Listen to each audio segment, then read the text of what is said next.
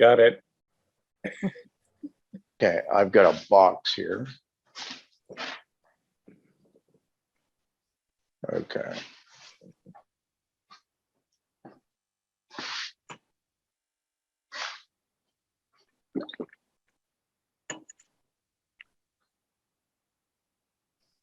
Michael, I just want to let you know that I've got exactly the same shop apron. I love it. Oh yeah, but do you have retractable I pencils? I don't. We've actually got a Duluth Trading Post store here in Portland. No. Yes, Really? we do. Well, yet another reason to go to Portland. Absolutely. Yep. One of so many reasons. I do have a story about this. I'm notorious for stealing students' pencils. It's not mean at all. It's just, you'll sit down and sketch something out and so on in their notebook or wherever it is. And in any case, I just stand up and I walk off with their pencil. There's a woman, Nancy Wilno, who it seemed to do that repeatedly to poor Nancy. So Nancy went out and bought me a pencil retractor. And I had the same pencil for 8 months. Now, mind you, it was down to a nub, but the end of it was, wow, that certainly saved. I think Nancy was very close to decking me, is what it was about to happen. And then I decided, well, if that worked so well, I'm going to put an eraser on my apron too, because now I don't have an eraser on the end of my pencil.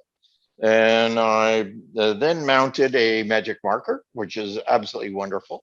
And this is working so great. I thought, wow, I'm going to put a 6-inch ruler on one of these retractable doodads. And I did. And within about 2 minutes, when I let go, it would flip up and hit me in the teeth. Then I thought, I better take this off or I'm going to lose a front tooth for sure. So now I'm down to 3 implements.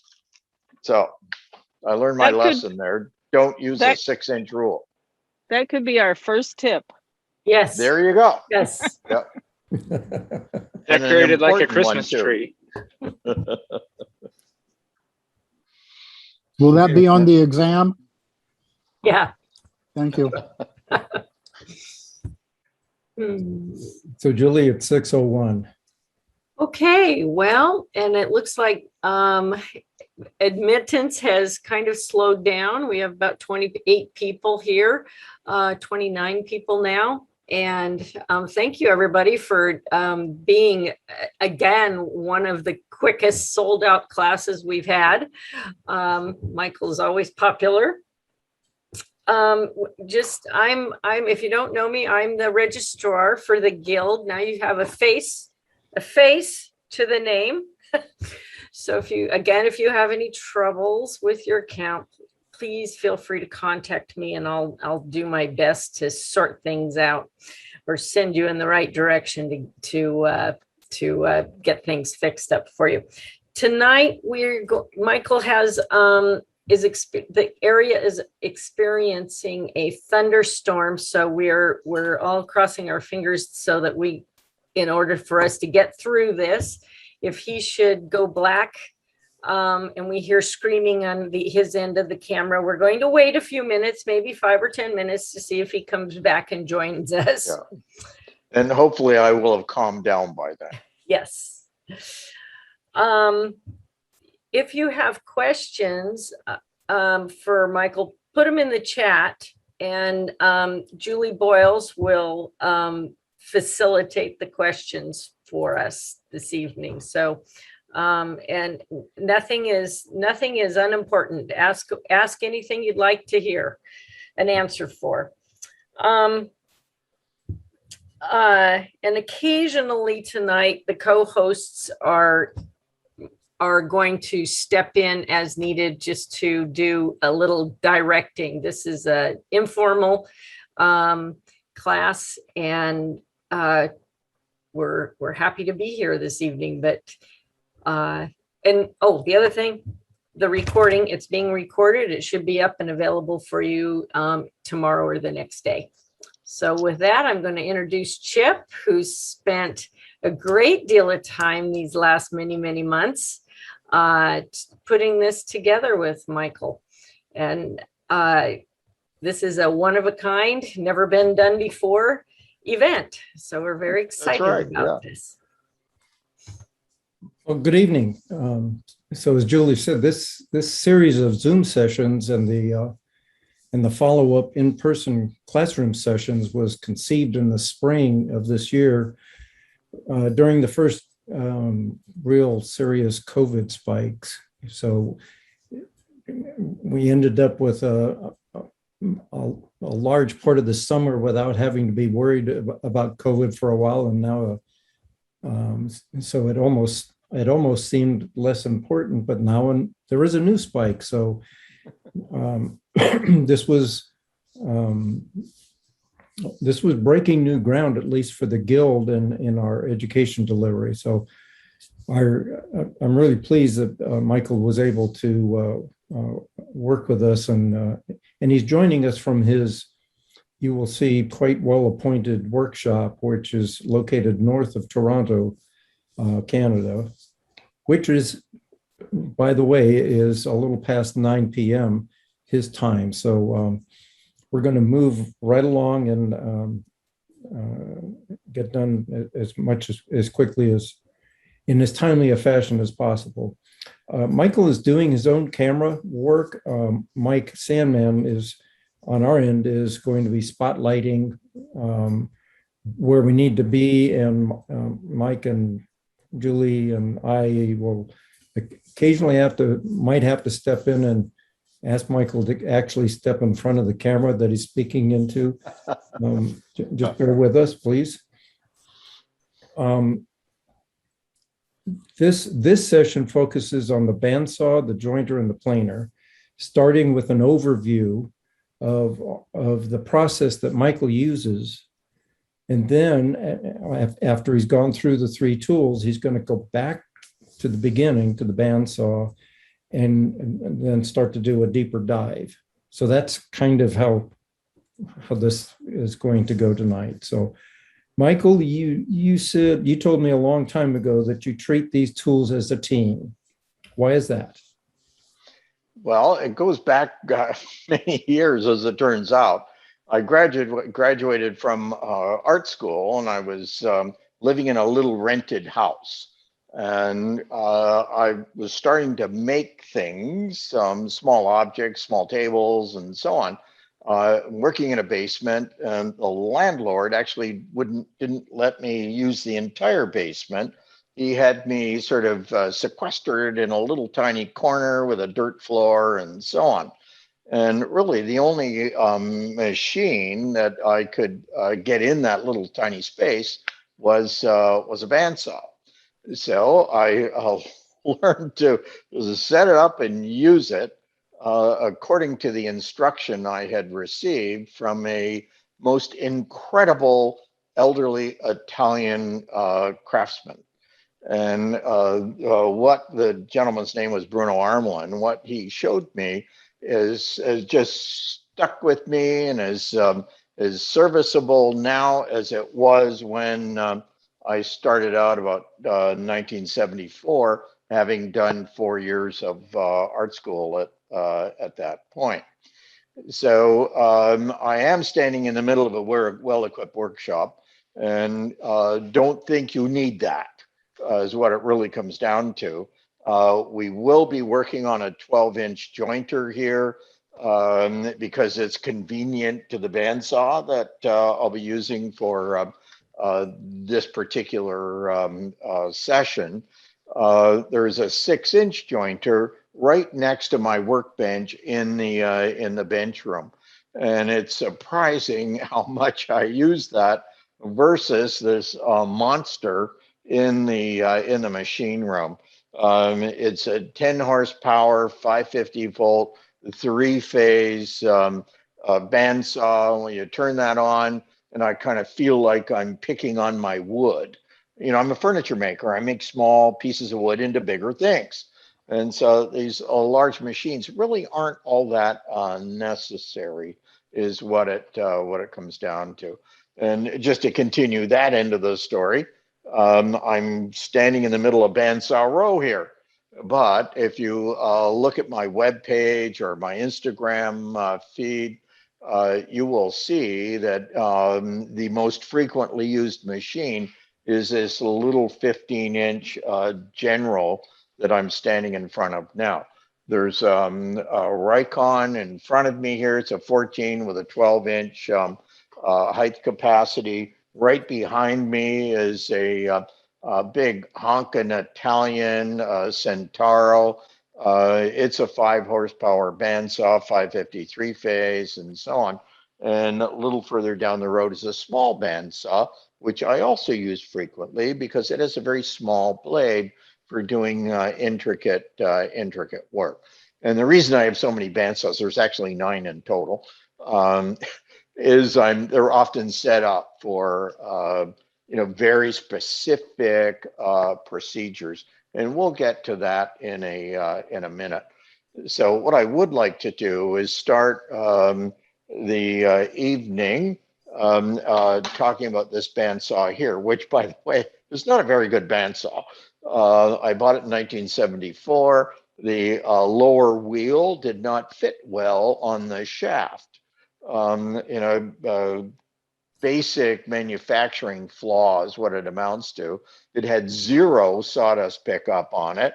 And so I've had to cobble together my own sawdust pickup, which, by the way, is very, very important because the bandsaw does generate a fine dust, and in fact, a cloud of dust if you don't have it vacuums collected in the right location. And we'll glance about that in a few minutes. But in any case, as I go through the machines, Chip mentioned we will be coming back to the bandsaw. So I would like to just to sort of touch on the setup of the bandsaw, because all the jigs that we will be using later, they all work perfectly because the bandsaw is set up the way I suggest, or the way I was taught, and the way I suggest that that you do it. Now, there's back in 2002, I wrote an article for Fine Wood on setting up and using the bandsaw. Up to that point, I believe there were 22 articles in that one magazine alone on how to deal with drift. Well, the reality is there is no drift. It all has to do with where the blade is mounted on the upper wheel. And I'm going to do this quickly because this is not the focus of the evening. But in any case, here's the bandsaw wheel here. And the blade is right smack in the middle. So the center line of the blade, from the tooth to the back of the blade, the center line is aligned with the center line of the width of the upper wheel. You can totally ignore the bottom wheel. The only thing it has to be is round. That's helpful. So that's where we're going to start. And so the other detail that's important, if your bandsaw does not have a fence, that is one thing I would suggest you do right away, is get a fence. Now that fence, by the way, should be aligned to the miter gauge, like so. And I'm not using feeler gauges or anything like that. And I'm not actually measuring the upper wheel either. It's just mostly centered. And this is mostly in line with the miter slot. That's important for this reason. I've got a piece of scrap here. As I go through this, I'm also going to bring up safety. Having been doing this now, I think for 51 years, I've got all 10 fingers. There isn't so much as a nick or a stitch or anything And that has to do with working safely. And it also, for me, it has something to do with working efficiently. If I forget to put a guard in place, I don't, and the bandsaw don't drop the guard down, and I come in contact with the guard, I lose a finger or seriously damage a finger, from that point on, I can no longer work efficiently. All right, so the time it takes to take the bandsaw guard, drop it down into the right position, that is a time well spent, and it's in the seconds. But if you seriously damage a finger, you're not going to be working anywhere close to as efficiently if you had not, if you had not put the guard down where it should be.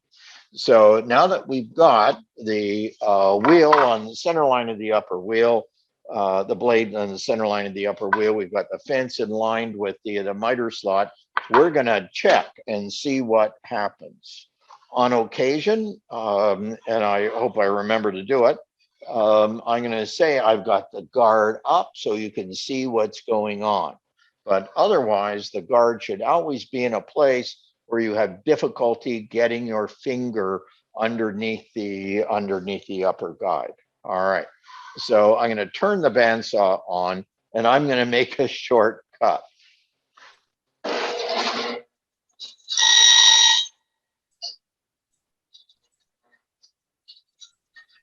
Hope you didn't miss that, because it just takes a second. So what I've done is I've cut into the end of my board here, and it's got a jointed face right tight up against the fence.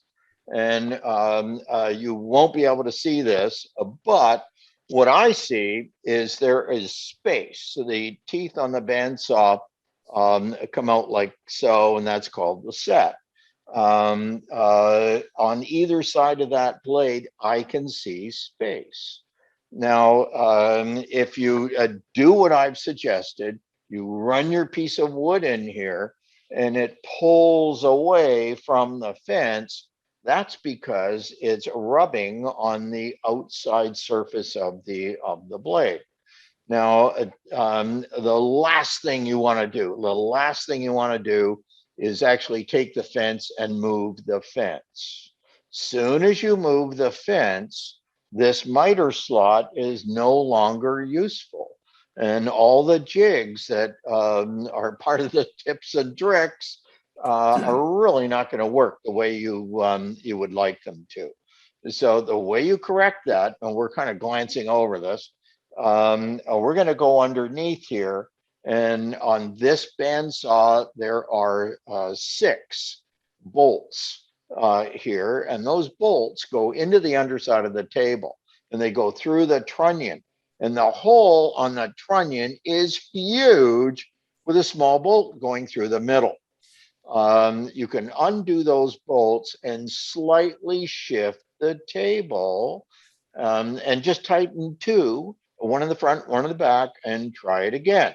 And at that point, if it's still rubbing, shift it a little bit more. And now if it's rubbing on the other side, then you've shifted it too much. So what you're after is a little bit of space on both sides of the blade, or the back of the blade.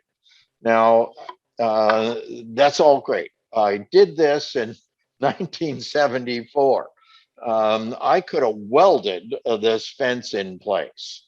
And that has something to do with when I'm moving the bandsaw, and this is a really good tip, I should say. I never, ever grab the bandsaw by the table and shift the bandsaw to a different position. What I will do is grab the body of the bandsaw, or right here in a very convenient space, I've got a hook, and I can take that hook, put it underneath the bandsaw, and drag it around to anywhere that it has to go. And in my case, because I am using the bandsaw for ripping and you name a procedure, chances are I'm going to be doing it on the bandsaw. But if I'm doing laminates where I'm bandsawing, jointing, bandsawing, jointing, bandsaw, jointing, this bandsaw should be very close to the jointer for that type of procedure. So I can just simply move it a little closer than it ordinarily would, or than it would ordinarily be. Okay, so everything we need is now been done on this bandsaw. Like I said, you know, the first time you do it, it might take you 20 minutes, but after you've done it, as long as you don't yank the machine by the table, then it's going to stay in that that orientation. The other thing I want to point out is this: if you're using the same blade from the same manufacturer and you put a new blade on, then chances are pretty good that you don't have to track it. On this bandsaw, I'm using a 1/2" 3 TPI skip tooth blade from the same company, really. They're Starrett blades. I haven't tracked, I could have welded the tracking mechanism on the back. It just tracks in exactly the same place. So I'm not having to fuss with the guides down here. I would only have to do that if I was changing to a different blade, let's say a 1/4" or a 3/16 or whatever. As long as it's a different blade, then you may have to track it, and of course change your guides here. So a great machine here that does pretty much everything for me, and that's what I started with. And to this day, 50 years later, it's still the workhorse in this workshop. Now it's right next to the jointer here, and I'm going to move this over here, and hopefully you can see what's going on. Ooh. Here we go. Here's my jointer. This is also a general jointer. It's a 12" jointer, and it's a long bed machine. I bought that almost every machine in here, with the exception of the bandsaw that we've just talked about. They're all used machines that it did require a bit of rebuilding, but maybe that's my hobby, rebuilding the used machines. The big bandsaw, the big Centauro, had been outside uncovered for 20 years, and it was great fun to bring that machine back to life. Now, what I'm going to say about the jointer is this. I was in a different workshop in downtown Toronto. We moved here in the year 2000. I changed the knives in the year 2000. Now, maybe I can tilt this up a bit. I changed the knives in the year 2000, and I changed them again in 2017. So that's 17 years with the same knives. And this is another tip that's quite important if you do not want to change your knives more frequently than that. And it's this: wood comes from trees, it's dropped in the forest, and then it's pulled out of the forest through mud, through gravel, you name it. On the outside of the tree gets coated in dirt, and you name it. The ends get, there's grit and so on embedded in the ends. And then at some point, there's going to be somebody with a paintbrush that paints the end of the wood and so on. And what happens along the way is that wood gets embedded with all kinds of dirt, is what it amounts to. So one of the first things I do when I'm processing wood here in my workshop is I cut the ends clean. You will find, and if you're buying wood from lumber yards and so on, you'll find things like staples and nails and all kinds of stuff in the end grain where they're putting on, tickets for big piles of wood.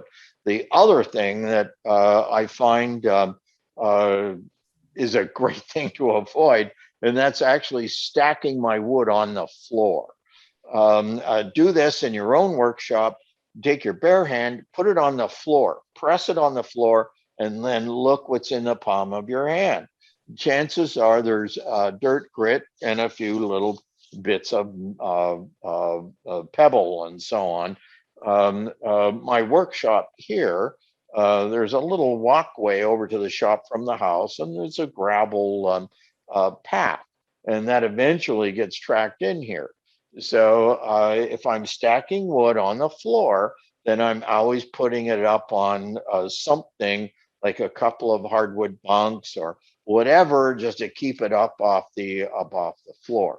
The other thing that's quite important is this, and that I always take a brush, a wire brush, and I brush everything. All right, and I'm going to look at all four sides to make sure there's nothing embedded in that wood.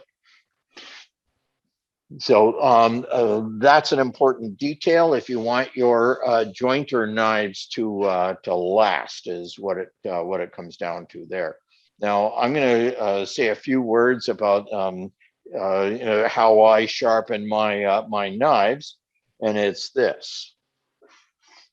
I'm going to move the guide out of the way. This machine is a 550 machine. I got that turned off, so I can start the button here and nothing's going to happen. But in any case, when I'm sharpening my knives, I want to immobilize the cutter head, and right here is a wedge. It looks like so, and it's hanging right close by, so I'm not running around looking for an appropriate wedge. And I can put that into the cutter head up against the table. And then I'm going to take a piece of tape like so, and I'm going to Michael, run that tape down. Michael, can you Yep. change the position Sure. to about where you are so that we Okay. can see? And one other thing, when you cut the ends of your wood, Yeah. what do you use, a circular saw? Oh, thank you for mentioning that. No.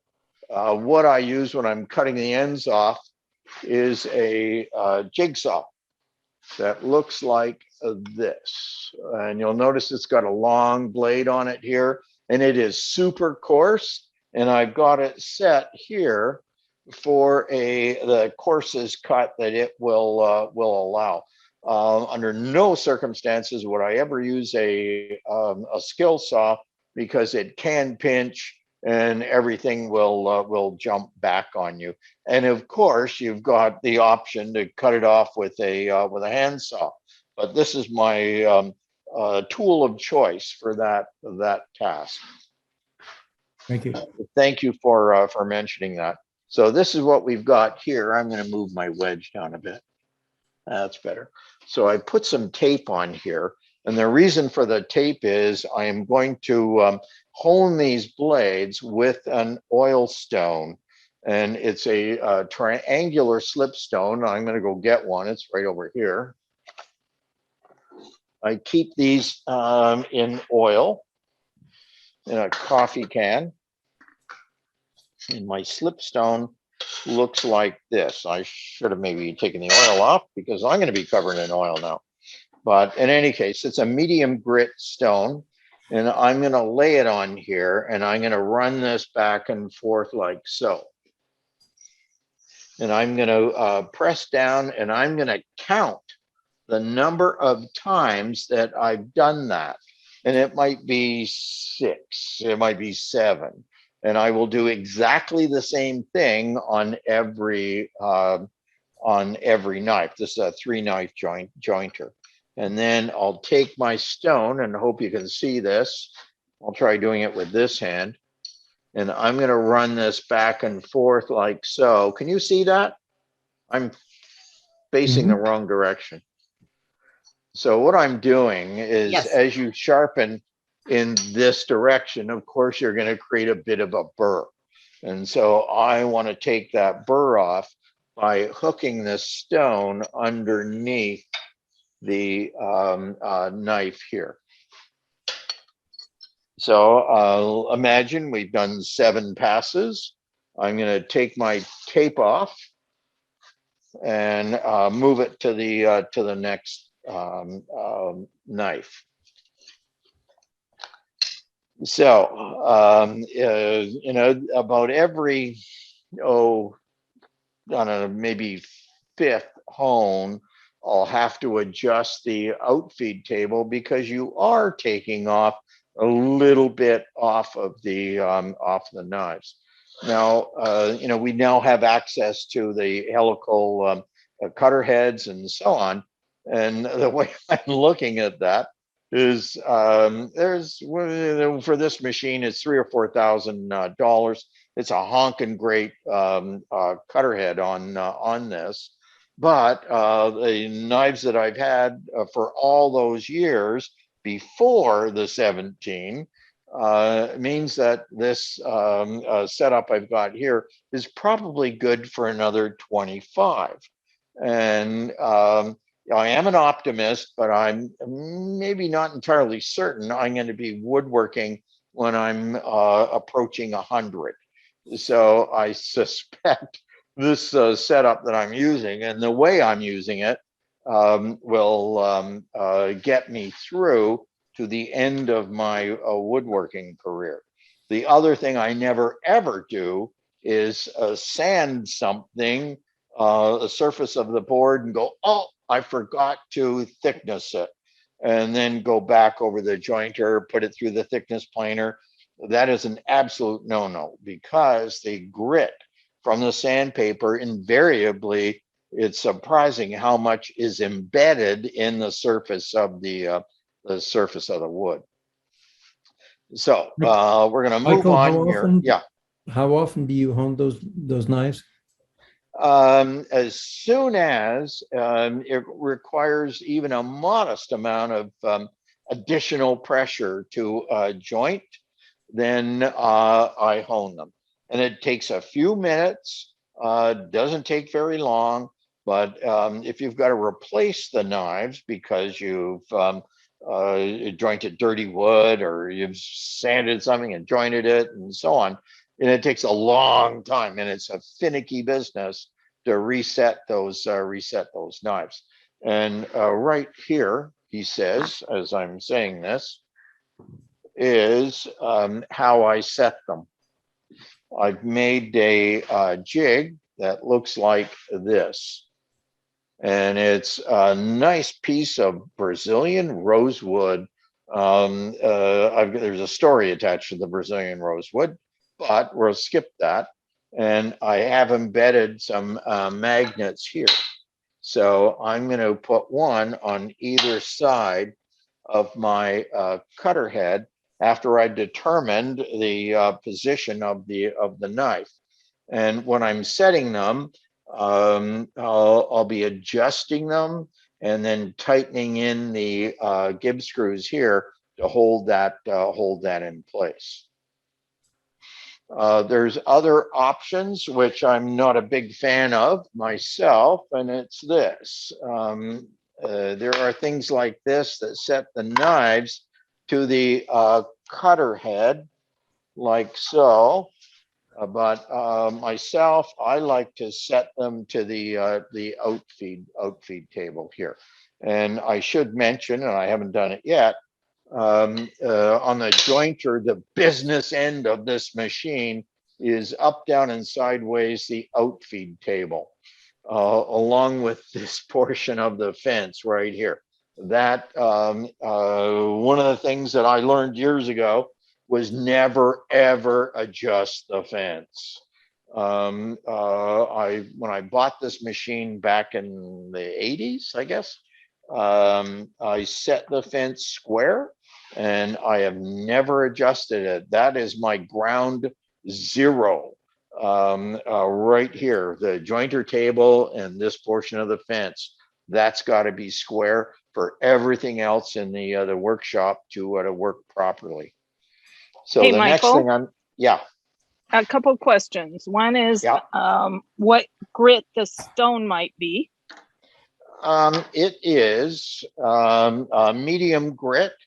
It's just your basic sort of carborundum stone, and I try. And when I'm using this stone, I'm not actually just sliding it back and forth. I'm cocking it ever so slightly, so I'm not really wearing a groove in the stone, which can happen quite easily.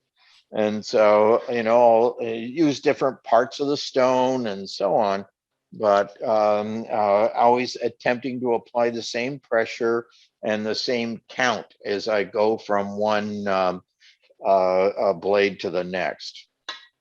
I have Now, a second question, but we also lost your video Oh, on your primary. really? So Oh, that's the well, bigger this is concern. ridiculous. I decline. There you I go. was getting some sort of message here. So the other question is, does the Yeah. concern with grit in sanded wood apply if you use screens instead of sandpaper? If I use what, sorry? Screens instead of sandpaper. Are you saying screen? Yes. I'm assuming that something like a Mirka Abranet or one of those Oh. screens that has a Yeah. abrasive. I'm going to say yes, up, down, and sideways. The sandpaper I use, it's my favorite sandpaper of all time. It's Premium Red by Carborundum, and it's a commercial sandpaper, super high quality. And the beauty to it is it actually turns red when it's wearing down. So it's kind of a nice little detail they built into that particular product. But anything that is abrasive, as opposed to cutting, is going to leave some residue in the wood. So that I am going to avoid. And by the way, it's the same with your router table. I will never, ever, ever route a surface that I have previously sanded. And that goes, of course, with hand planes and spoke shaves and the rest of it. Now, another tip that is also for me is a big safety issue, and it's this. This is right over top of my jointer. And I have a selection here of push sticks, and they're not over on a bench somewhere. They're not on the floor. They're not behind me. They are right there. So, the human nature thing can kick in that, you're joining a piece of wood and you don't have a push stick that's the appropriate push stick. And you might be inclined to think, oh, well, I don't have the right push stick, but I'll be careful. And that's often the last thought before a horrific accident takes place. So the other thing I want to point out is actually the shape of the push sticks. They're kind of unusual. Most push sticks they're called push sticks because most people push them. But these push sticks are actually, you could call them pull sticks. You're joining a piece of wood, your hand is actually up here. It's hooked back here, like so. So as we're jointing a piece of wood, and I've got one here, by the way. Michael, if you could tilt the camera down just a shade, we'll be able to see that action a little Thank better. you for that. Wonderful. So there's my piece of wood that we're passing over the jointer. I, of course, would never, ever leave that out. That is always closed like so. But in any case, if I'm going to joint that, my hand is up here. All right. And the beauty to this push stick is, remember, that's the business end of the machine. So you are pressing down when you're on the outfeed, not on the back over here. And then the other thing, which I believe is an important tip, and that's this: I always use hold downs like so. A number of times, I'm teaching and I'll watch people hook a finger over this like so. That's asking for trouble. And these are magnetic, and they live right on the front of my jointer. And there's another pair of them on the other jointer in the other room. So all I have to do is all I'm concerned about is pressing down right here and pushing this thing through. It's held tight to the fence, and we're good to go. I haven't mentioned it, but I should. And any sliding agent is a good idea. You really do not want to have to fight the piece of wood over any machine. It should glide, and I'll either use this or another product called Waxy Lid. So my machines are all coated with that to make the process that much easier. So that's essentially the jointer. We can't really do a tour into the other room to the other jointer. It's just basically a 6-inch jet. Michael, But like I said, Michael, you have not Yeah. covered the float. oh, the float. Thank you. You're talking I about do this? have, Yes. Yeah. I have Okay. 2 questions first, Michael, Okay. Shoot. before we go on. Why are your push sticks orange? And then, maybe you could answer that first. Okay, They're it's a bright. safety issue.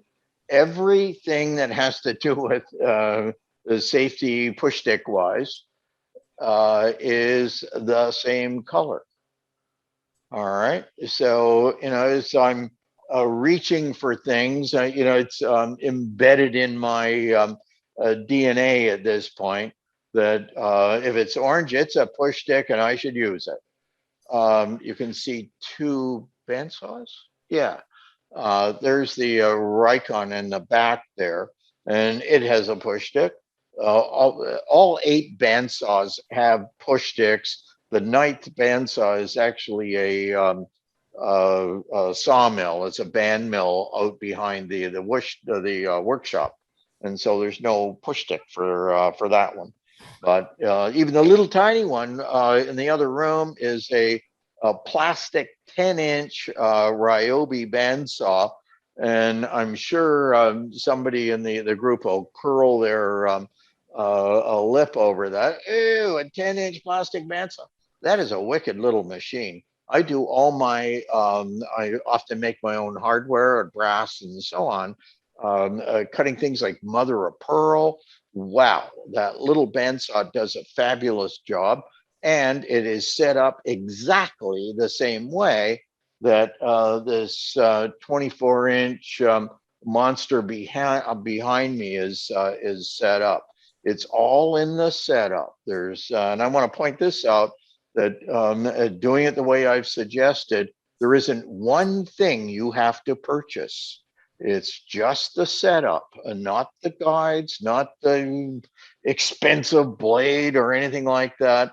It's the setup. The blades that I'm using in this bandsaw right here, by the way, the most common one is just your basic 1/2-inch 3 TPI skip, and it's a carbon steel blade. The last time I bought blades for that, they were about $9 each, because I buy 10 at a time. You buy them single, and they're about $26. So there's a certain value saving wise in buying blades in a group. So there was another question. Yeah, the other question I think you kind of answered. Do you ever buy store-bought push sticks and push pads, or do you make everything? Well, a good question. I've got no problem with buying things. As you know, you look around the workshop, and that's pretty obvious. But things like this, these are made by a fellow, Jerry Forshee, and they're plywood with a hardwood handle on them. And this is actually the float from a masonry tool that's been glued right to a piece of plywood. And these are fabulous. And I really like the design of this. I do not like push sticks that look like this that have a handle on them. And a reason for that is if things go pear-shaped, then I want to be able to let go of the push stick. I want it pulled out of my hand rather than me getting pulled into something because my hand's gripping the push stick. And Hey. What are you doing? Hey. hey, Julie, you're talking to your I'm dog. sorry. I'm sorry. oh, was I doing something wrong? Oh no. Sorry. Okay. Not you. So- I don't think so. Yeah. These push sticks, by the way, live right there where they're easily accessible. So I'm One just going thing- to put some stuff away here. Yeah. In our practice session yesterday, you showed one thing that I'd love to see you do one more time, is using those two float push sticks across the jointer head. Oh, sure. Okay. Now, I'm going to stick these down here. And thank you for asking that, because this is something that I do without even noticing that I'm doing it. And it's this. When I'm passing wood over the jointer, if I'm just simply after a surface, I'll pass it across the jointer at an angle like so. And rather than whacking the grain off as the cutters revolve, you tilt it like so, and you get a bit more of a shear cut is what it amounts to. So my procedure, now if I can do this, I'm simply going to press this down like so. Now I don't have the machine on, and Chip, if you would like me to go turn on the 550 volt generator, I can do that. No, But it's not essentially, necessary. I'm just going to pass this through right like so. So if I'm just after a flat surface, it goes over the jointer like this. And then, thank you for pointing that out. This line on here that you see, like so, that's a magic marker line that indicates the grain. That decision I'm going to make before the machine is turned on. And right behind me here is a pile of chair parts here. All right, and every one of those chair parts has that pencil line. So I'm looking at the parts without the machine running and so on, so I can pick it up and pass it into the thickness planer, which, by the way, I should point this out. Here's another thickness planer here. And we're going to walk around the other side. There's actually 1, 2, 3, 4, 5, 6. There's 6 thickness planers in here. And that has to do with, like I said earlier, I'm working on multiple projects, and I like to be able to set something and leave it. If I'm doing some inlay, I really don't want to be changing the setting and then trying to match the same setting a little later. So any more questions on the jointer? Like I said, you don't need a monster like this. If I probably do everything I make with a nice simple 8-inch jointer. I had one quick one. When you're talking about sanding stuff and then not running it through cutting tool, Yep. besides just brushing it aggressively, is there any special, if you have to do that? Yes, yeah. Thank you for the question. I use a paint scraper, and it's the $3 version of a paint scraper. You go to the hardware store and you will see this. There'll be a whole rack of them, might be 6 in a row. And there's the $3 version on one end, and there's the $39 version on the other. The better one is actually the $3 one, because you can sharpen it. The $39 one has a carbide insert, and you might think, oh, well, that's better. Well, it's actually not, because carbide will go down to a level of dullness and stay there, but it's not sharp enough to do what we need done. So the cheap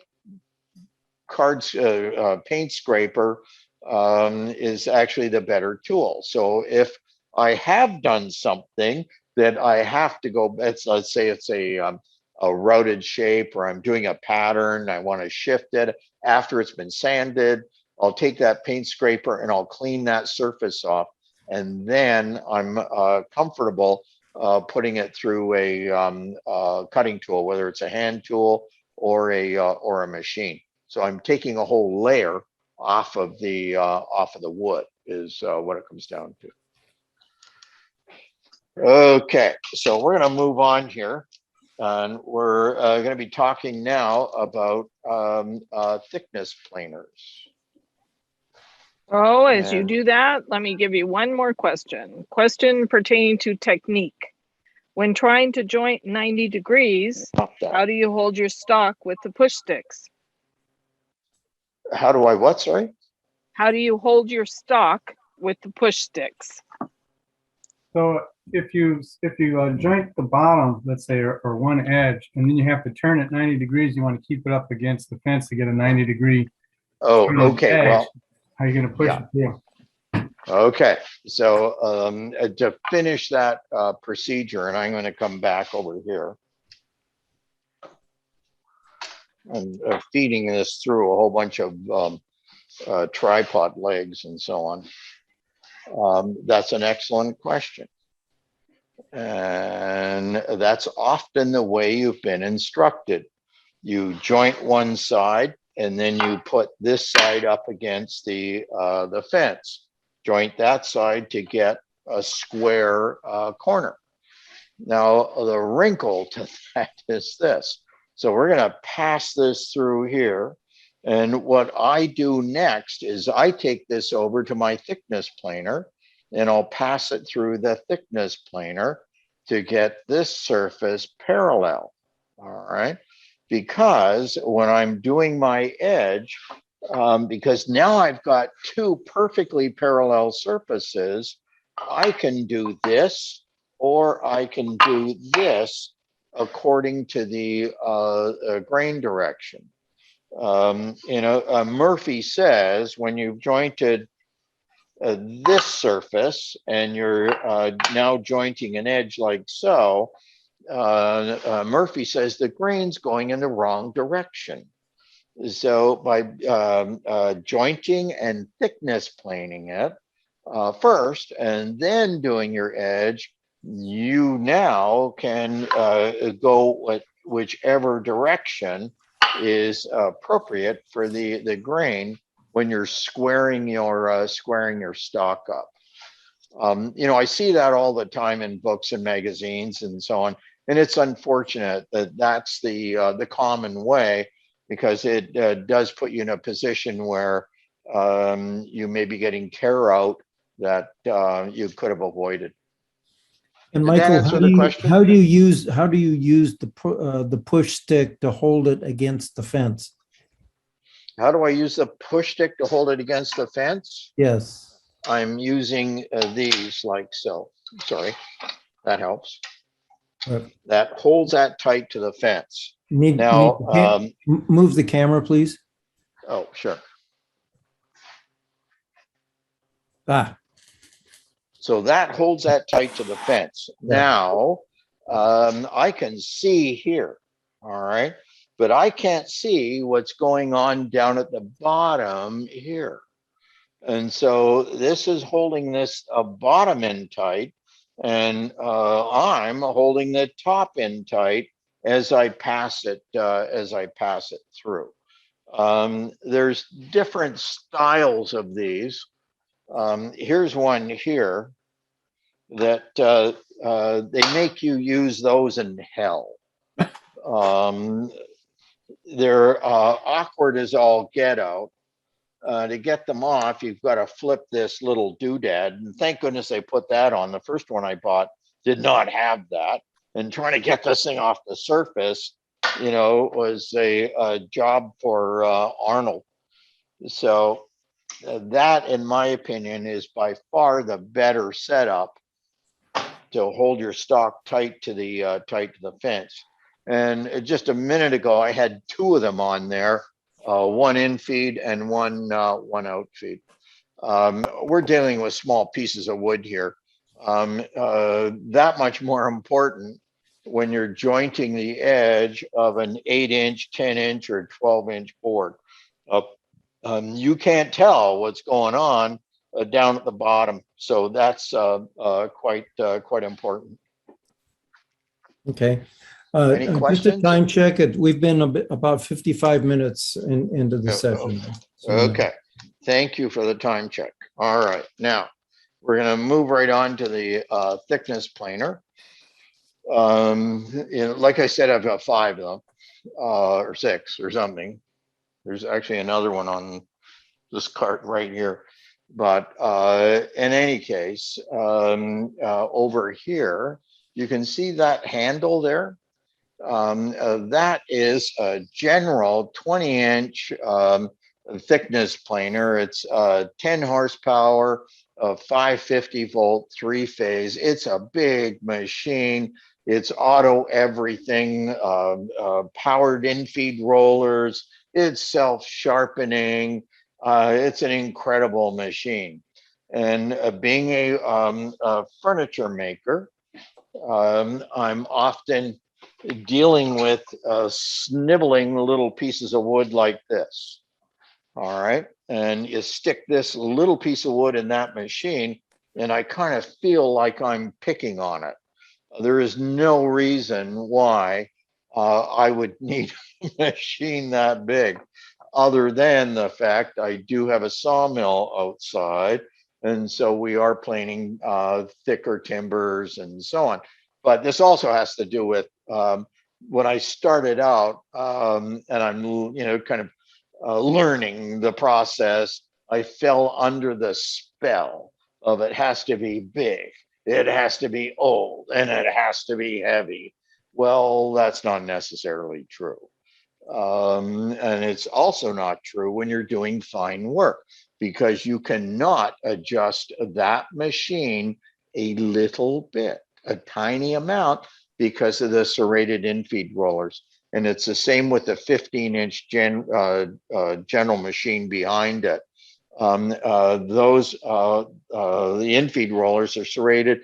They create marks on the surface if you take anything less than a 32nd of an inch pass. But the little planer that we're pointing out, working with right here, that has rubber in-feed rollers and in-feed and out-feed rollers, so it cannot leave a mark. And these are not all created equal, I really have to say. You know, I read books and magazines, and the one that's often you know, identified as the best, in my opinion, is actually the worst. And it's the 13-inch DeWalt planer. It's almost impossible to plane something very thin. This planer here is actually a relabeled Hitachi. Here's a Hitachi right here, the green one. And now that I've moved the camera around, you can see the Hitachi here. You can see a little AP10 right here that's actually on a hinge. So that'll flip up, and there's a leg that drops down. And then there's another planer over here. And there's another one on the other side there. But So the why do you point favor- is, Why do you favor these over the DeWalt?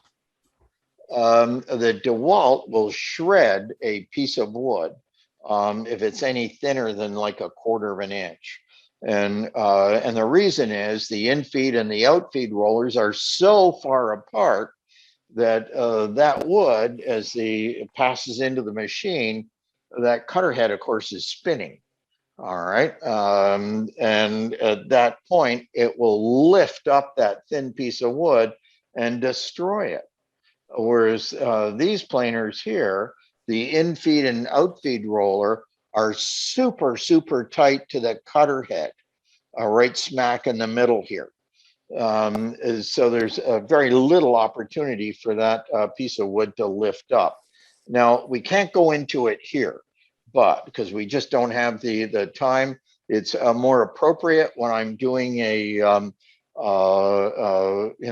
in-person thing, as we'll be doing later in the year. If someone brings one of those machines in, I can show you some fabulous tricks to actually make it plain thin and successfully do it. So I've got a piece of wood here that I've bandsawn. I'm after a piece of wood that's maybe 3/32 of an inch thick. This machine here, or any of the machines that you see here, will plane down to 3/64 of an inch. All right. And the way that works is this. The machine won't go down that far. The cutter head won't go down that far. So we've put in here an auxiliary float.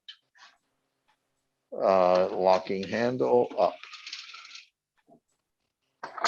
Like so. So this is just a piece of melamine that's waxed and very smooth. And I've run a cut on the table saw here. So you see, table saws can be useful. So I've got a cut right here, and that's gonna, I put a little bit of a spline in here, and that spline simply drops right into the space between the machine and the infeed cable here. So that allows you to get much closer. There's another trick, and it's a wonderful trick, and it's this. This surface right here is my lead edge as it goes in, and I have taken a rasp. And can you see this? Yes. Okay, let me swivel this around. Oops. So I can see what the heck I'm doing here. All right, so here's my laminate that I want to stick in the machine. I'm taking a rasp. I'm using a Shinto rasp at this point, but I'm just going to take that front surface down like so. All right, that's not going to work. Something as simple as that won't work on a DeWalt 13-inch, but there's another jig, and it's actually identified in my Instagram feed how to make a jig to plane thin stock successfully, and that detail is what will allow you to plane thin stock with that 13-inch DeWalt. And there's another trick that I do automatically, and it's this. I'm going to bring this down.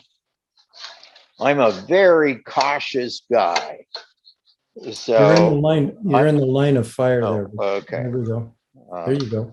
Maybe I can move this around. Is that better? Yes. All right.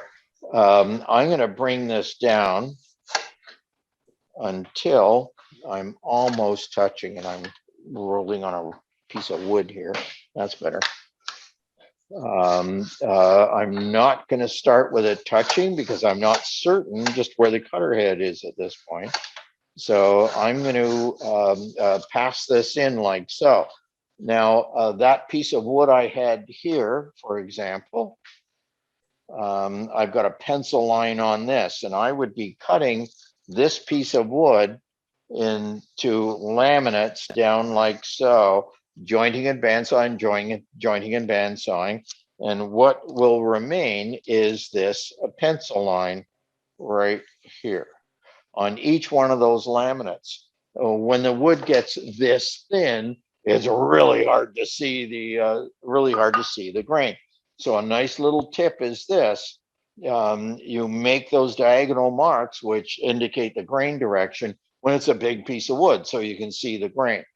So that is identified for this little skinny piece here, that it goes into the machine like this.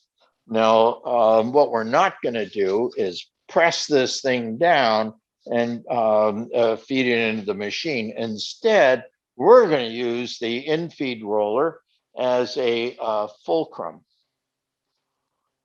I'm trying to shift this around a bit. Here we go. So in-feed roller's back inside here. So I'm going to lift the tail end of this up actually quite dramatically. And if you imagine my hand, let's see, how can we do this? If my hand is the in-feed roller and I'm lifting this up like so, it's almost impossible for me to pick this thing up.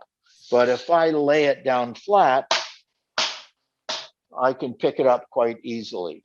So just lifting the tail end up helps that leading edge stay flat to your plate here as you pass it into the machine. And the same thing as it exits. We're going to dramatically lift this thing up like so as it comes out of the machine. Now I'm going to turn this on, and it's kind of noisy, but I understand these iPhones are set so that they drop the volume if it's uncomfortable. So here we go. So here's my, nothing's probably going to happen, but I'm going to sneak up on this.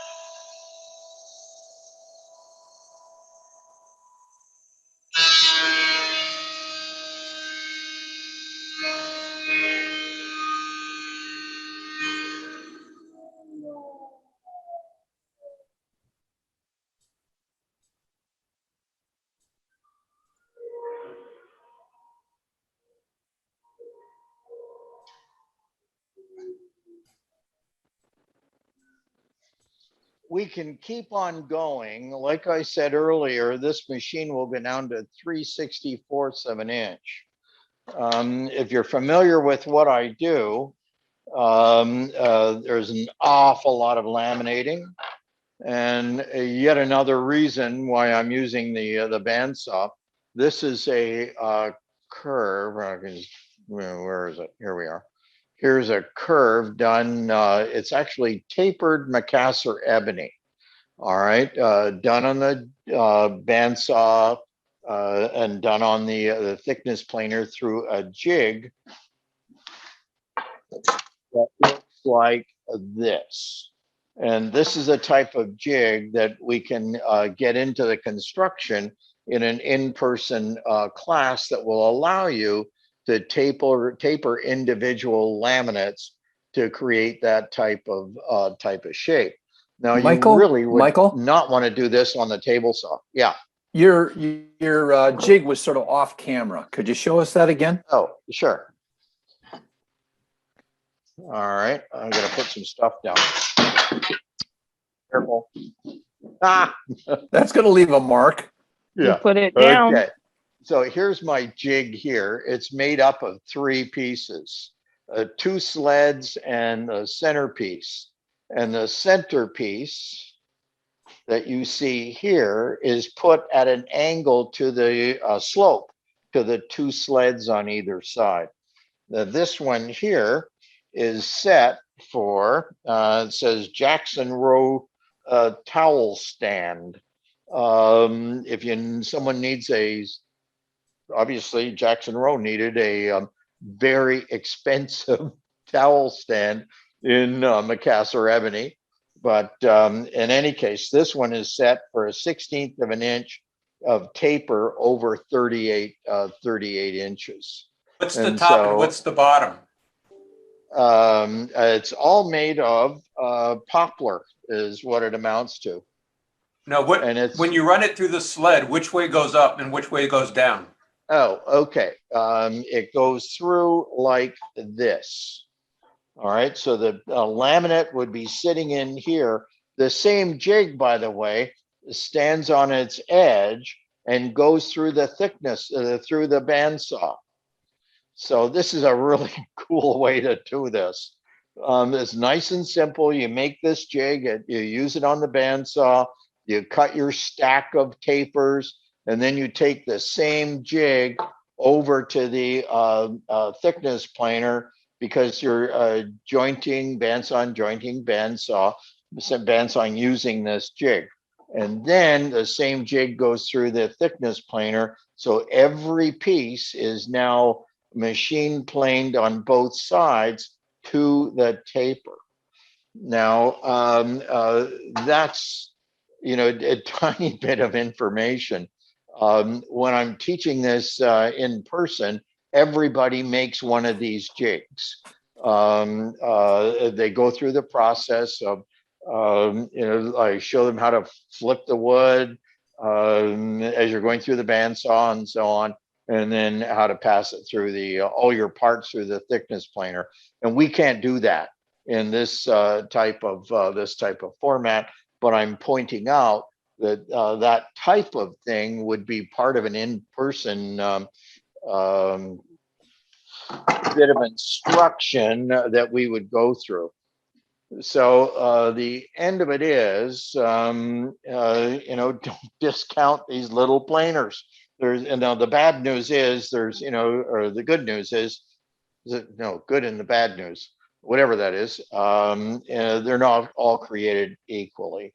If I was going out to buy another one, now the one I would probably buy is actually the Home Depot Rigid, because it's such a small compact machine that it automatically means the infeed and outfeed roller are tight to the cutter head, which is the big deal when you're planing thin. Michael, I have And- one question about a different Yeah. planer. At the shop, we have a small planer that's a 12-inch Delta. Yeah, not so good. Yeah, I've You want used to them. tilt your camera up a little bit so we can Oh, see sorry. your. Yeah, okay, We want to Yeah, see your face. there we go. Great. Oh, so you're not very fond of it. Yeah, I'm afraid not. Yeah, there's things you can do that, we can do in an in-person class like that jig to allow you to plane thinner boards. that machine just isn't prone to doing that without a helping hand, is what it amounts to. Okay, thank you. Okay. Do you favor straight knives or helical knives in a planer? Well, helical. Having said that, though, that adds a tremendous amount to the cost of the machine. The one that I'm working on here it's like a $300 machine. Is something with a helical head, even a small. These are referred to as lunchbox planers. The price goes up dramatically. But remember that helical head now is on a little tiny cutter head. And I'm not entirely certain that the mechanics there are going in the right direction. So a little inexpensive planer that has the rollers close to the cutter head. Oh, and I should point out, and I haven't, and I can't really do this other than running my fingers over the end. There is no snipe on going in or coming out on this inexpensive little lunchbox planer. Okay, so we've covered the basics of the bandsaw, the joiner, and the planer. Now we're going to get into some details, and we're going to go back to the bandsaw here. So this will just take me a few minutes to set up here or reorganize things. And chip in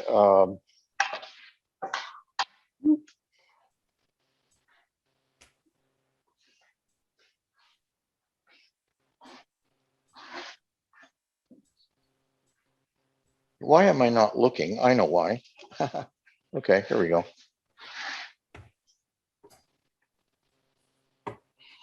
There we are. All right. Now I'm going to move the monitor over here.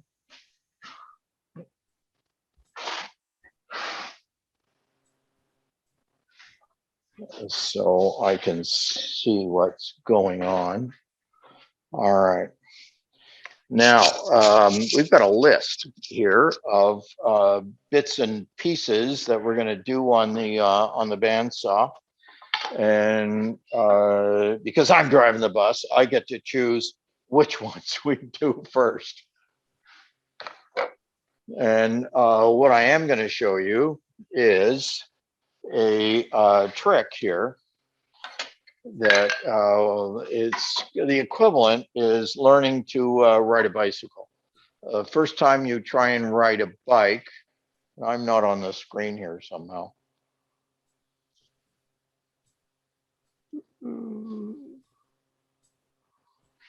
The first time you try and ride a bike, you're going to fall off, is what it ran. The second time, third time, and so on.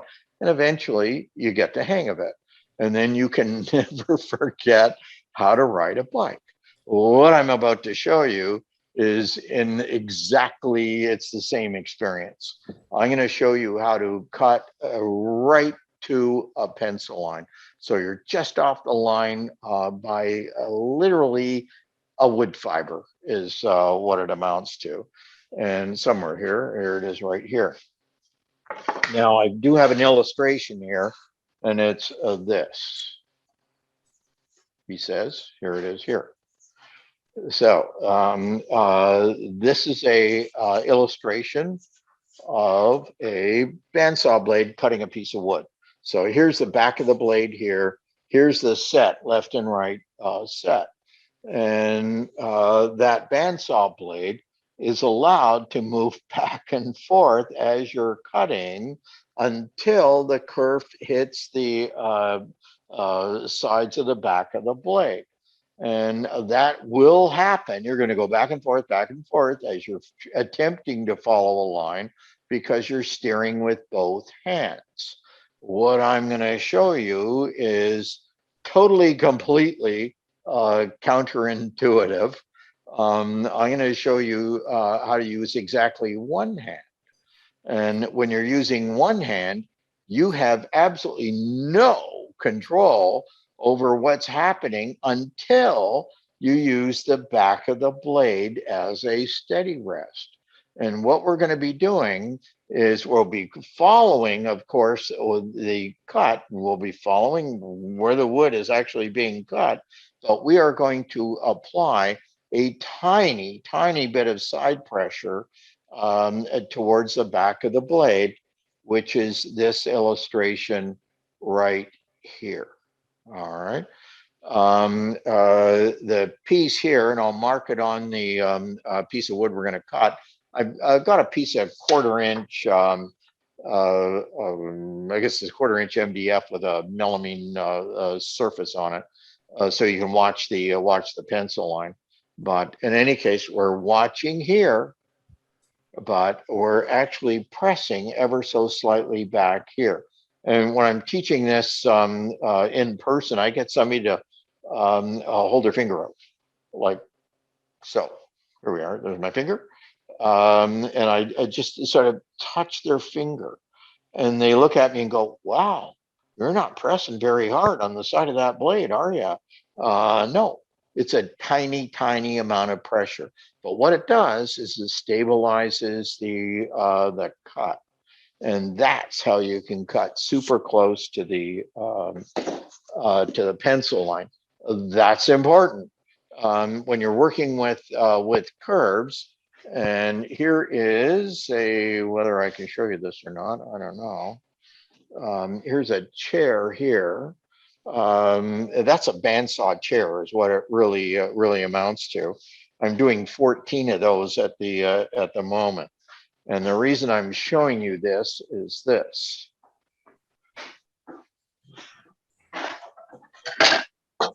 These are they could be bandsawn, but in this case, these are steam bent curves, like so. Big piece of wood that's been steam bent, and I am going to be cutting the back legs for this chair out of this big piece of wood using a pattern like so. So here's a 1/4 inch MDF pattern, and that. If you were to run your hand over that, that is smooth. So A, that's smooth, done on the bandsaw. B, I'm going to draw my pattern, draw my pencil on my big piece of steam bent maple here, and I'm going to cut right to the line. And in that particular case, all my joinery, all the through mortise and tenons, and all the joinery is done referencing off a bandsawn line. And so when you learn how to do this, it will save you a tremendous amount of time making pattern jigs and so on to achieve such a nice, smooth surface. And I didn't point it out, and I should. And I'm just going to step back a little. We were talking about tapers a minute ago. Here, for example, are some samples of parts that have been made with a taper jig, like so. And here's maybe a better example here. You can see how thin the wood is down here and how thick it is up here. And when you do that, it gives you a whole other visual vocabulary to play with when you're doing laminated parts. Here's another piece of Macassar ebony, and it's thin on this end and thick on this end, done on one of those taper jigs between the bandsaw and the thickness planer. So back to the previous story here. I'm going to move the fence out of the way in this case. And here is my part. Here's my part that I'm, okay. Here's my part here. Why can't, oh, here we can, now I can see it. Imagine this is a table leg, and I'm going to write K on this for keeper, right like so. And the way this is going to work is this. We're going to take this and we're going to cut right to the line. And I'm going to see how close I can possibly get. When we do this in person, everybody in the group gets personal attention to help them learn this super important little trick.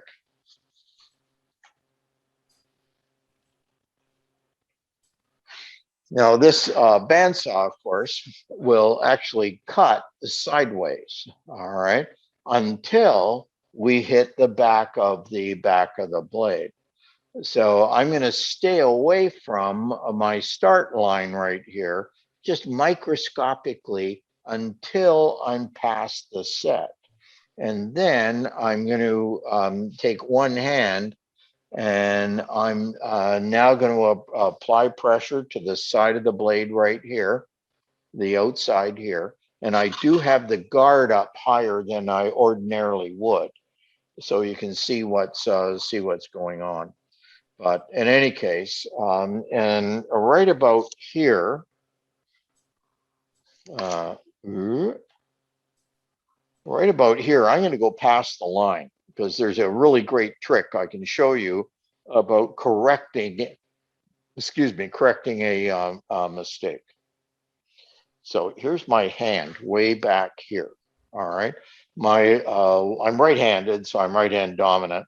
If you're left-hand, you'll be doing exactly what we're doing with your left hand.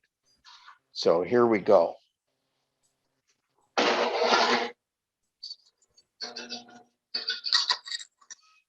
I can make that blade cut sideways, like so.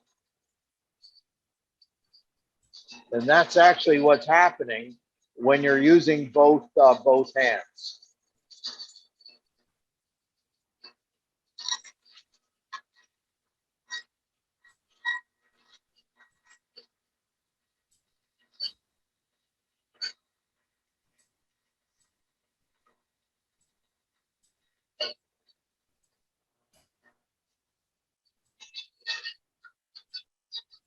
Now I'm going to pull my phone off here and just see how close I can get. Now that my phone is totally wrapped around my tripod.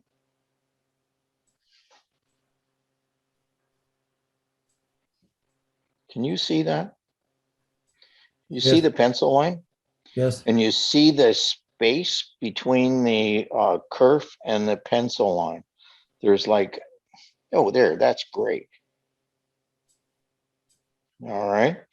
So the reason I'm able to stabilize that is I'm actually pressing back here.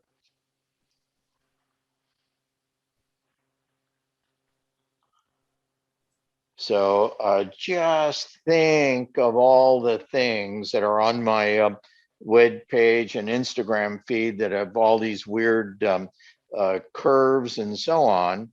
That looks super labor intensive, but in fact, you learn this one little trick here and you're removing a lot of wood that then at that point, you simply have to go right down to your pencil line with a block plane, with a spoke shave, or whatever other tools appropriate, like a rasp. In person, I'll show you how to make specialized sanding blocks and so on. You really do not want to use your cutting edges on something like MDF.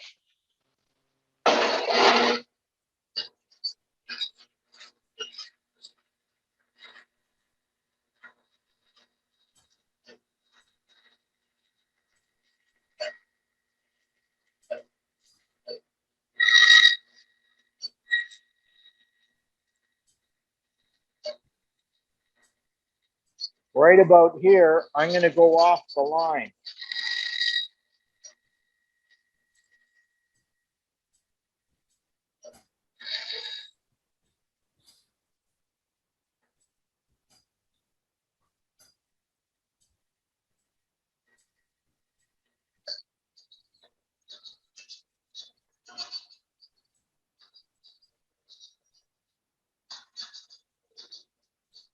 Can you see that? That is one totally smooth surface here, except right here, ooh, where I've gone off the line. Now what I'm going to do is I'm going to use the back of the blade again, and I'm actually going to go backwards. So I don't know where the teeth are. They're invisible because the blade's running.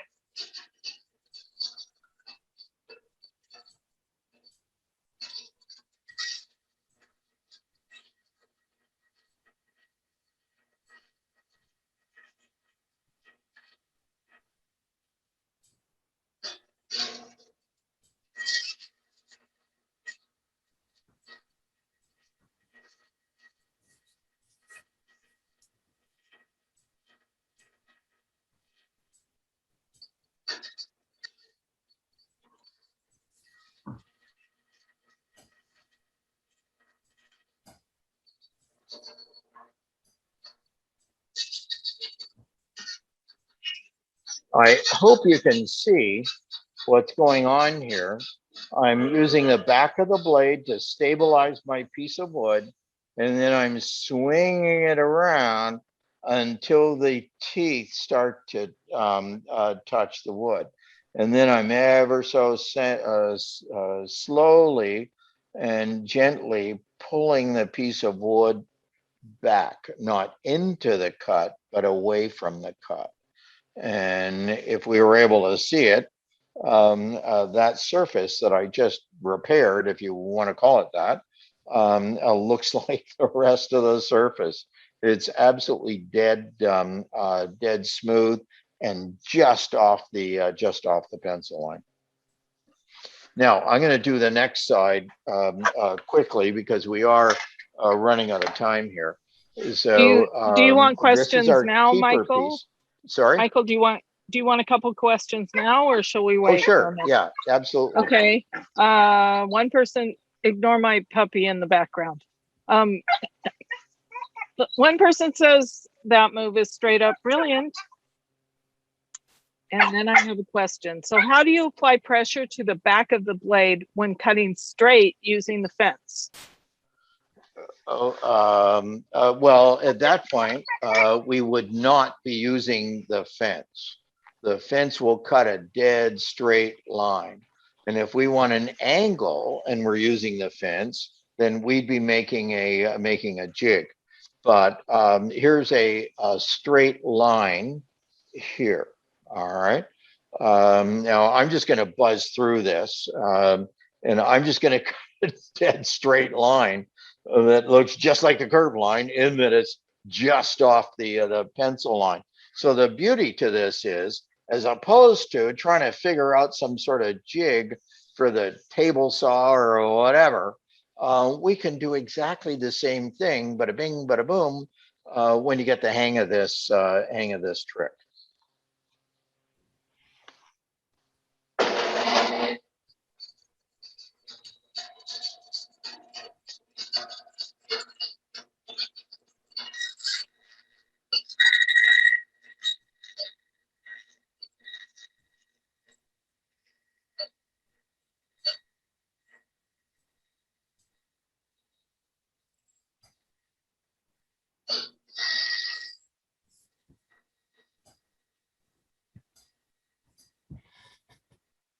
Now, I haven't mentioned it, but I use the 3-inch rule. You don't get your fingers closer than 3 inches to the cutter head.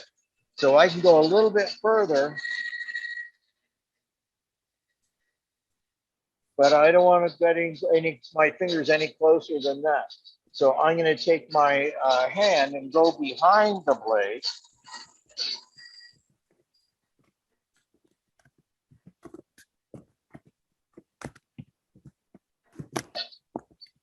And finish the cut.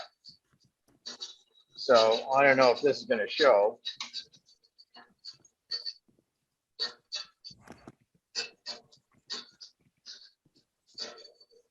Probably not.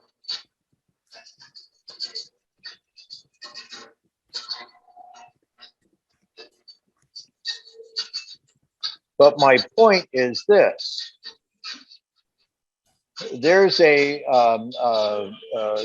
cut done on the table saw, this surface up against my bandsaw cut, and right bang on the money is what it amounts to. So you learn how to do this, and doing things without a bunch of jigs and so on. It just makes the process that much more efficient. Now Michael? I'm going to show you, and I'm going to buzz through this as well. Michael, quick question. Yeah. Is the pressure on the back of the blade a result of feeding with one hand? I'm sorry, say that one again. Is the pressure on the back of the blade a result of feeding with one hand? Like, how are Yes. those two things related? They are related. When I'm cutting my piece of wood, that's an excellent question. I'm twisting my hand this way. So I'm twisting into the back of the blade. All right. So now I'm going to make another cut. I'm still using my right hand, being right hand dominant, but it's really awkward to twist your hand this way. So in order to do that, I'm going to use the middle finger of my left hand to press in that direction into the inside face of the inside surface of the bandsaw blade here.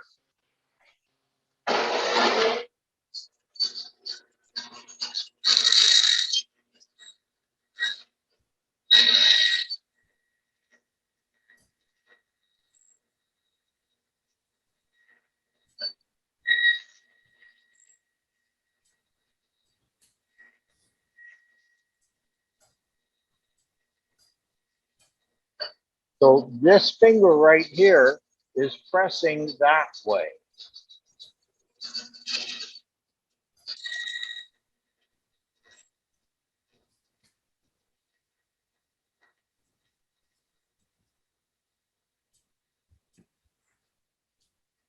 Three-inch rule.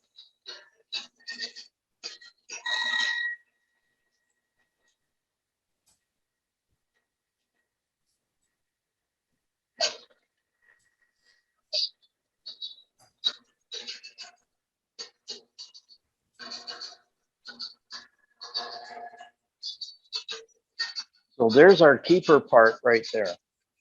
So that line we cut first, this line we cut second.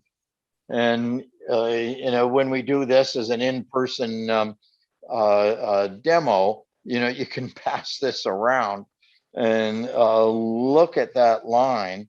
And, it's amazing once you get the hang of it, that you can actually control the cut so nicely. Time check. All right. Time check, Michael. You've got Yeah. about 20 minutes. Okay, fabulous. I'm going to start motoring through this. Fixtures for sawing cylindrical objects.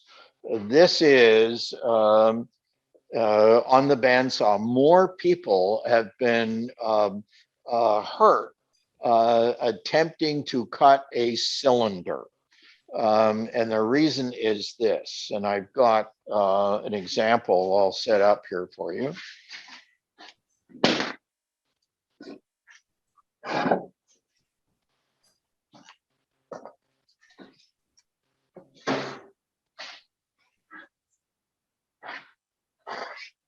Yikes. All right. So I just ran out to the back of the workshop, and there's a log, a small cedar log that is going to represent our cylinder. And what is going to happen is this. You've got to cut something that's cylindrical, or it's an irregular shape that is not sitting flat on the table. And when you look at what's going on right now, the bandsaw blade, of course, is pushing down this way, down like so. But where is it supported? Way back here. And so invariably, what will happen at some point is you've got a death grip on this piece of wood thinking, oh man, I've got a hold of this. And in you go. And all of a sudden, this thing starts to rotate like so. All right. Makes a bloody great noise. The blade snaps, it gets bound up in the wood, and you stand back and go, oh man, I better go have a cup of tea after that little adventure. And it gets worse. If you happen to want to cut a cylinder or an irregular shape like this at an angle, not only does it catch, but here's your death grip here, but it catches and spirals like this right into the blade. All right. So you never, ever want to do that. So the better way of doing that is this. You make a V block that looks like this. And then your cylinder can sit in here like so. So it is held right at the point of being cut. Now, that is one great V block. And you can't do that on the table saw because your blade won't go high enough unless you're using a 14-inch blade. But you can do this on the bandsaw. So what I've done is cut a square of wood, tilted the blade to 45, tilted the table to 45, and just diagonally cut the piece, and then glued those two pieces to a piece of plywood right here. All right, what's the important part of this jig? The important part of this jig is actually the hole. I'm going to find the hole. There's the hole right there. All right, and that's important because this piece of wood hanging around your shop looks suspiciously like a piece of scrap. All right, behind my bandsaw here, there's all my jigs, and they're all nicely labeled and so on, so they're not mistaken for scrap. You know, human nature kicks in that if you've got one cut to make, you think, oh, I'll be careful. But if you've got a jig and it's labeled and hanging right there, you're going to think, oh, I don't want to freehand that. I've got a jig that I can make the cut safely. So there's a big one here. There's smaller ones that I've made when I'm working on smaller diameter pieces, but they're all pretty much ready to go. So, you know, in a way, that's a you know, kind of a safety issue is what it amounts to. Now, other things that are important for me on the bandsaw, and that is fences. So this is a standard fence here, and in, you know, my shop, a standard fence means it's about 3.5 inches tall. If I'm cutting a thin piece of wood, 1/2 inch thick, I've got 3 inches of blade exposed right here. I consider that unsafe. So what I have done is I've made this. Now, I also want to point out that this, I'm using a Craig fence here. And yes, this Craig fence will lay down. So you have to undo a whole bunch of nuts and bolts and stuff. And then you've got to slide it out. You've got to feed the thing around. And then you've got to sort of jiggle this thing so it gets back on the track again and so on. Human nature, nah, I'm not going to do that. I'll just be careful.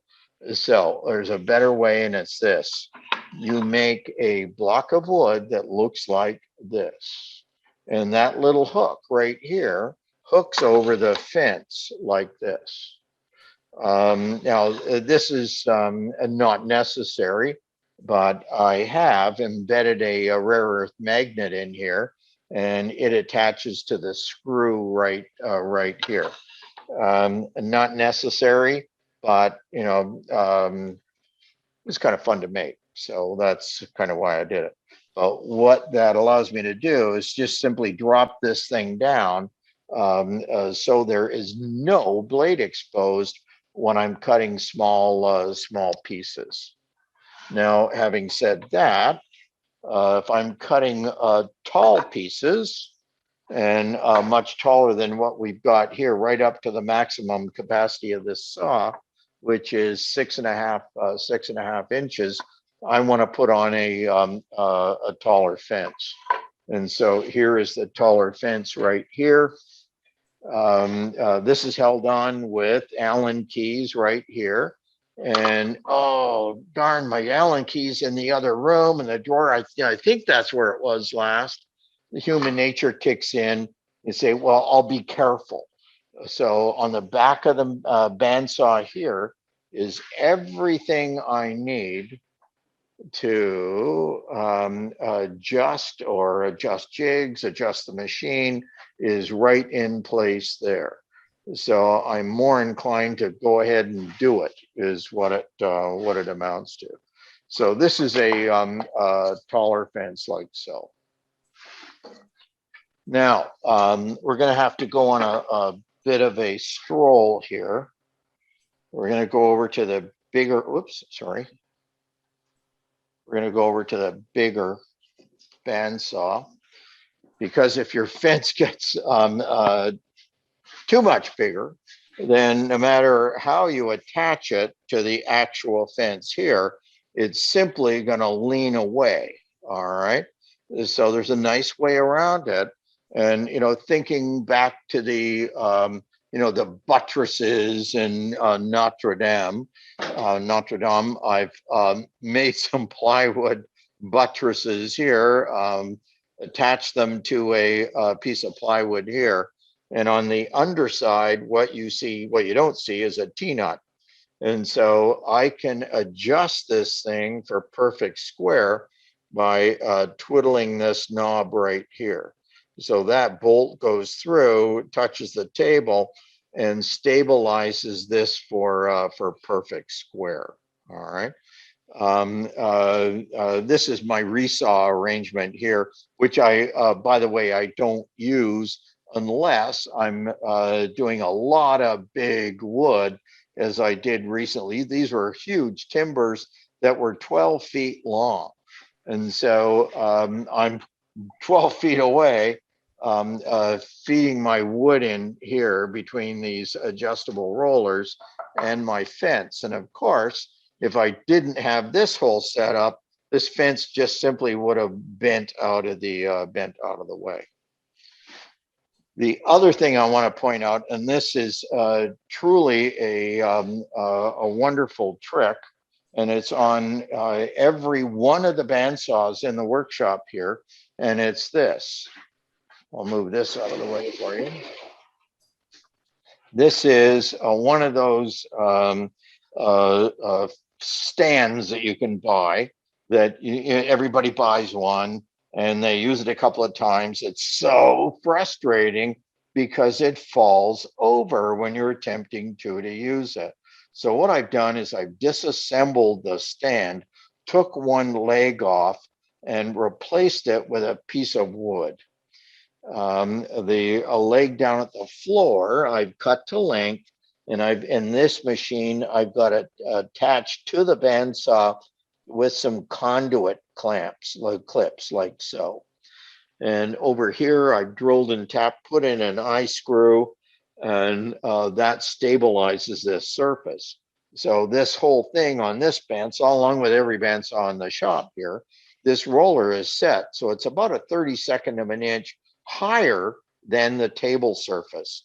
So when I'm resawing things, I'm not struggling to press the wood through. I'm just pressing the wood with 2 fingers, simply because the weight of the big piece of wood is actually rolling on the this roller here. Now, when I'm doing curves, of course, you can't use a straight roller. So I'll flip this up, and that's eyeball rollers. That was $19.95 for the stand. And so I basically cannibalized it and taken it apart and mounted it on the bandsaw. Now I'm just going to do a bit of a walking tour here. Here's this one here. This was a square stand, and so I've got some hinges and stuff down at the bottom here. And here's the similar thing on the Ryobi here, like so. And this, by the way, is how I deal with my offcuts. We have a water softener, so I save the bags and use them to collect my offcuts off my various machines. But you get the general idea for how this thing has been attached to the bandsaw. And it just makes working with long timbers that much easier. Now, when I'm working with curves, and as you may get a sense, I do frequently, I got to put my phone down here for a sec. I'm going to take the fence off. And where does the fence go? Oh, the fence, I'll just put it on the floor for now. No, it goes on a little rack right here. So you imagine. Hey, Michael, let me stop you for just a second. Someone wants to see the preferred dust collection on your bandsaw. Okay. Or what is the preferred dust collection for a bandsaw? And then also, don't rollers have to be aligned so they don't try to roll the stock away from the fence? Oh, absolutely. Absolutely. That's why it's attached right to the bandsaw. All right. So it's that roller is dead in line. It's at right angles to, guess what? The miter slot right here. That's true.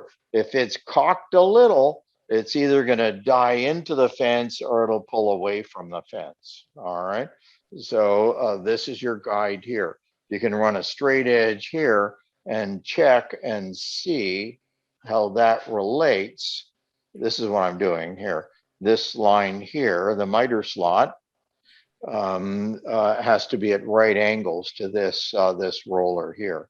And I've attached it right to the machine to achieve that and keep it is what it amounts to. So a nice little trick when you're doing big curved surfaces, maybe you're cutting out a chair seat or something of that nature, and it's big enough that it's kind of unstable on the smaller bandsaw table. So at that point, I've done this. I've made myself an auxiliary table. It slides in here and is simply, it's not bolted, screwed. It's only attached to the front rail on the bandsaw right here with one of those squeezy clamps here. And this little notch you see here allows the table to tilt left and right here. And the little cutout here allows this table to tilt without interfering with the column. So rather than work on something that's kind of unstable and I'm kind of trying to hold on to it while I'm cutting a big shape to a curve, I'll just drop this thing in because it's sitting right beside the bandsaw. Michael, can you address the dust collection? Yeah, right now. Now, I mentioned earlier, this bandsaw did not come with sawdust collection, period. They just ignored it. And so I've done a couple of things with this. One of them is this. I've adapted a section of a vacuum here, and I've made myself a little wooden bracket.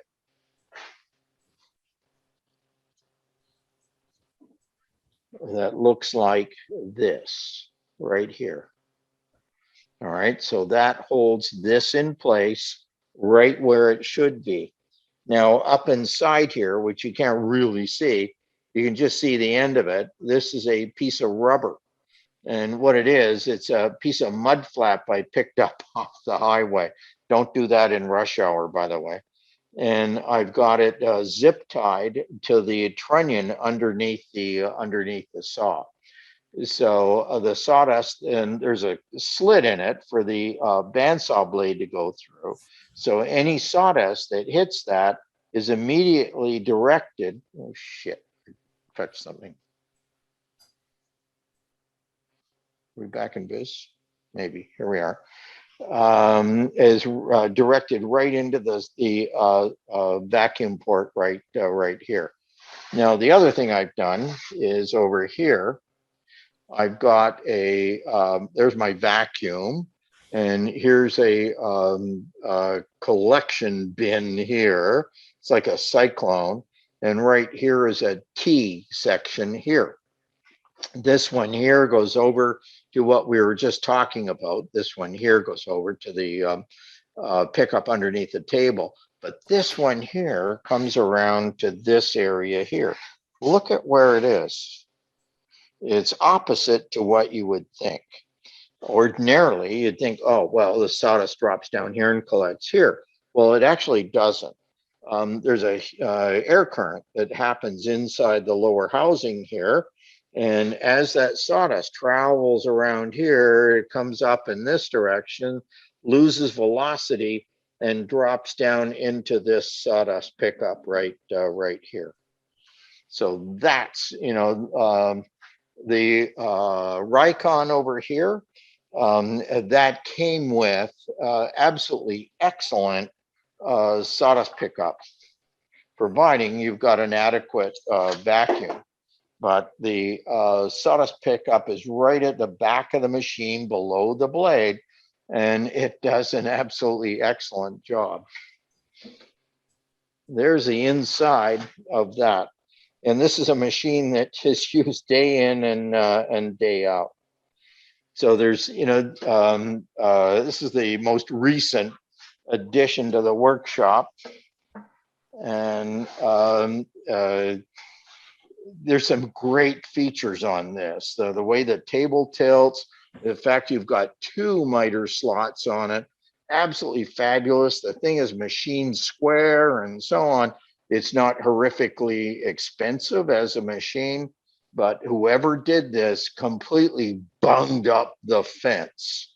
The fence as it comes is 6 inches tall, as a lot of the fences are of this nature, and with a bunch of knob fiddling and dealing with parts that go spring and end up rolling on the floor somewhere. You can take this off and lay it down. So now you've got a half-inch fence, a half-inch high fence, but you've lost 6 inches of capacity. So I solved the problem by cutting the fence off right here. I cut it off on guess what machine? The bandsaw. All right. And this fence simply drops into place right like so. He says, I'm trying to do this with one hand. So you get the general idea there. Now we've got a tall fence. Now I'm going to lift this off, but that fence is 3.5 inches tall. It generally is too tall for cutting small pieces. So I've done a variation of what I showed you on the other machine, and it's this. This goes in here like so. So now I can drop my guide down like so to get very close to the blade and work in a very safe manner. So just because machines come one way doesn't necessarily mean it's the best way. And it's not uncommon here in the shop that I make alterations to the machines as I see fit. So Michael, we are just about out of time. Okay. Oh, geez, we're almost out of time here. All right. So, one thing I do want to show you is this.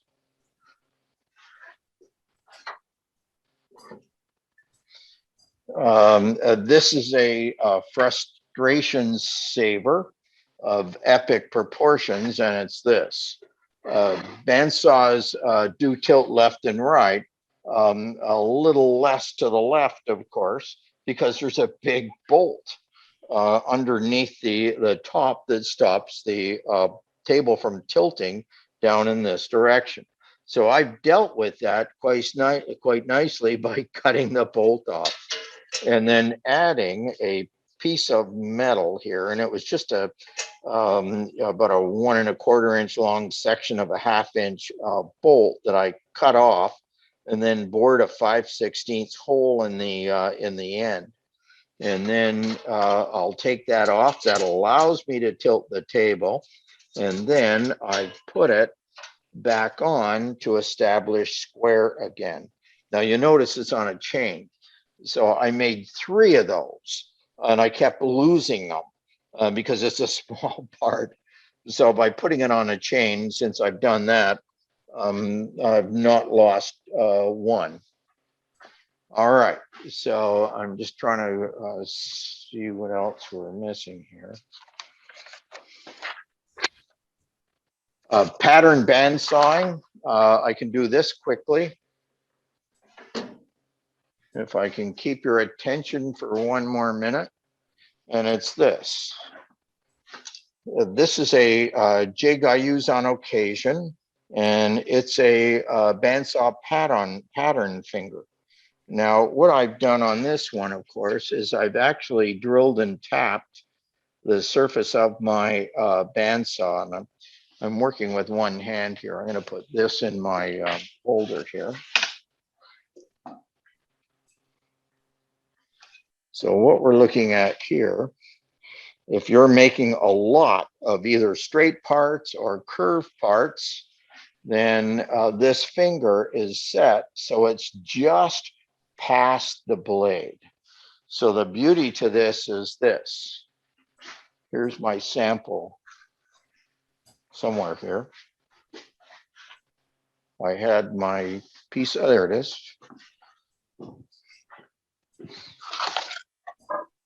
On the top here, I've got a piece of MDF that's been bandsawn to the perfect shape, by the way. And so that is going to follow my pattern, if you can see this, like so. So as this passes through the machine, everything past the pattern here gets cut away. All right, and by adjusting this, you can get really close to your pattern, or you can choose whatever distance your little heart desires, simply by moving this finger to a different position to give you a little more wiggle room next to the pattern. So I think we're running out of time here. Does anyone have questions? Is anyone still awake? Is anyone still there? Yes, yes, we are. Still have quite an audience. No more questions, Michael. We're good with questions, and it's 8:02. Okay. So wrapping it up probably, but Yeah. thank you. All right. So just to show you the I don't know, the other end of the bandsaw, which of course is its ability to cut an accurate line. I cut my dovetails, and these are big dovetails for a large table on the bandsaw. Okay, I'm done. Okay, so you may have noticed we tried to advertise well ahead of time that there are a couple of follow-up in-person sessions in October. Michael is going to be teaching at the Port Townsend School of Woodworking, and so we've kind of tag team.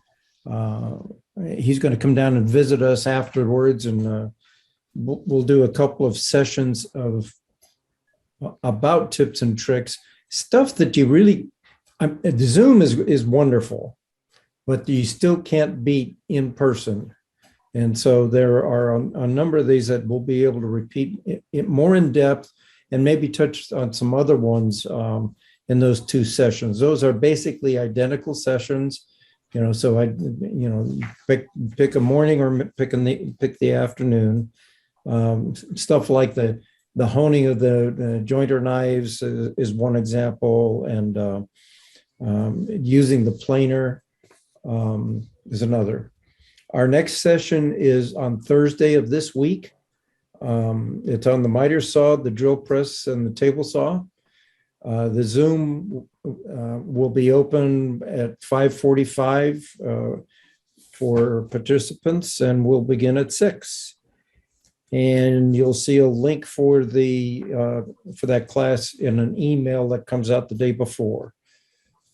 And this recording will be online or available online within 1 to 2 days.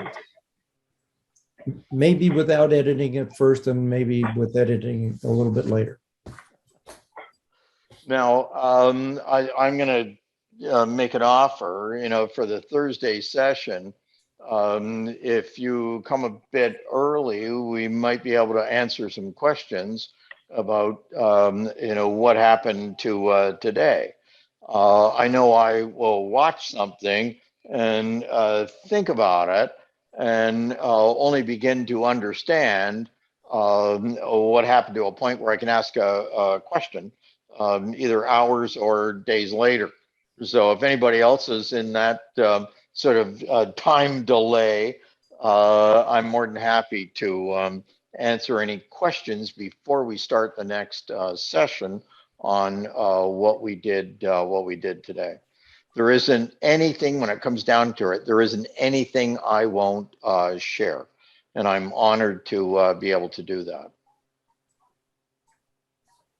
Okay, so do we want to change 5:45 to something earlier? Up to you. Oh, no, 5:45 is good. Okay. That's 15 full minutes. Okay. I was thinking 5:55, so 5:45 is good. Okay. All right. Thanks so much. Well, with You're that, welcome. thanks, Michael. And with that, we will I sign off for now. hope this is useful for you. Thank you. We'll see Thank you you. all Thursday. Thursday. Thank you.